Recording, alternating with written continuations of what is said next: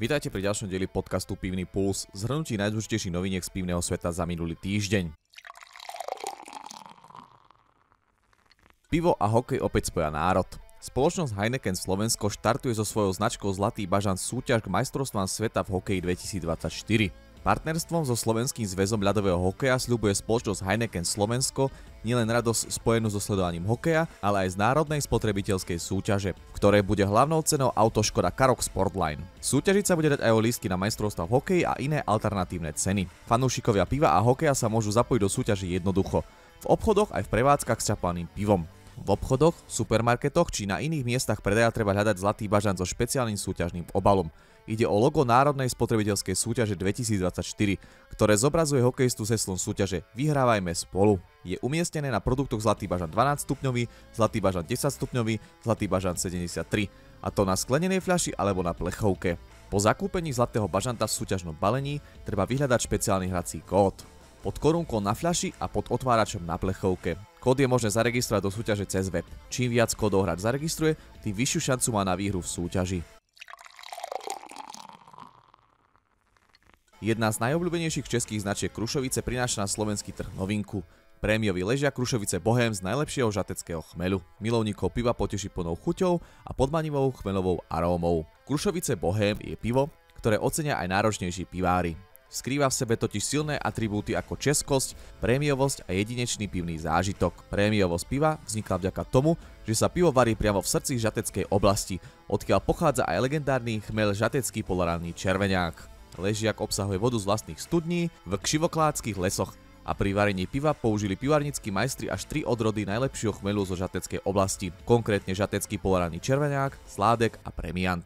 Práve tieto ingrediencie dodali pivu Krušovice Bohém príjemne intenzívnu chmeľovú vôňu, vyváženú chuť s horkosťou 37 jednotiek EBU a jemným doznievaním. V pive sa pritom nenachádzajú žiadne chemické zložky ani chmeľový extrakt. Plzeňský Prazdroj v minulom roku mierne zvýšil predaj na domácom trhu, a to ako v obchodoch, tak aj v krčmách a reštauráciách. Za úspechom stojí najmä trvalá podpora, ktorú pivár venuje hostinským, starostlivosti o pivo aj čapovaniu. Minulý rok tiež potvrdil dlhodobý trend rastu obľuby ležiakov a nealkoholických pív. Celkom Prazdroj v lani v Česku predal 7,36 milióna hektolitrov pív, 1,2% viac ako v roku 2022. Viac ako 35% z jeho celkovej produkcie si tak Česi dopriali v obľúbených krčmičkách a reštauráciách. Vôbec najviac o 3,5% v lani v krčmách a reštauráciách narástol predaj tankového piva z Prazdroja. Darilo sa ale aj predajom jeho súdového piva. Pivovar Krčman dodáva na vlastné náklady výčapy a ďalšie vybavenie. Spolufinancuje úpravu interiérov alebo novej fasády a poskytuje im aj vybavenie záhradiek. Prazdroj tiež organizuje školenia personálu, výčapných, kuchárov aj prevádzkovateľov, aby im pomohol zlepšiť ich podnikanie a zvýšil prosperitu podnikov. Len v lani preškolil 4000 tuzemských krčiem, teda celkom 12 000 ľudí pracujúcich v gastronómii. Staroprameň reaguje na rastúci dopyt po nealkoholických variantách piva. To má plnšiu chuť, je vyvážené a chmeľovo horké aj vďaka českej odrode chmelu sládek zo žateckej oblasti. Radí sa medzi najviac horké nealkoholické piva od veľkých pivovarov. Dopyt po nealkoholických pivných alternatívach rastie. Trend súvisí s premenou životného štýlu. Ľudia rôznych vekových skupín sú dnes oveľa aktívnejší, športujú, cestujú a viac sa zaujímajú o zdravý životný štýl. Napriek tomu si radi vychutnajú nápoj na báze piva. Nealkoholické pivo teraz tvorí už 4% celkovej konzumácie piva v Česku.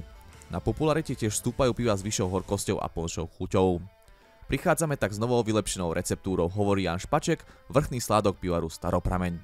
Dodáva, že sa receptúra v rámci slepého produktového testu stala najlepšou voľbou pre spotrebiteľov, ktorí už Staroprameň nealko pili, ale aj pre tých, ktorí preferovali iné značky. 86% z niekoľkých stoviek konzumentov tak v teste hodnotilo nové nealko ako lepšie alebo minimálne rovnako dobre ako to pôvodné. A na záver jedna pivná zaujímavosť. Česko a Čína v konzumácii piva dominujú. Česká republika konzumuje najviac piva na obyvateľa zo všetkých krajín na svete. Priemerný Čech totiž vypije približne 150 litrov piva ročne. Čína zase spotrebuje najviac piva ako celok. Ročná čínska spotreba piva dosahuje v priemere 46 miliard litrov, čo je až dvojnásobok množstva, aké sa skonzumuje v USA.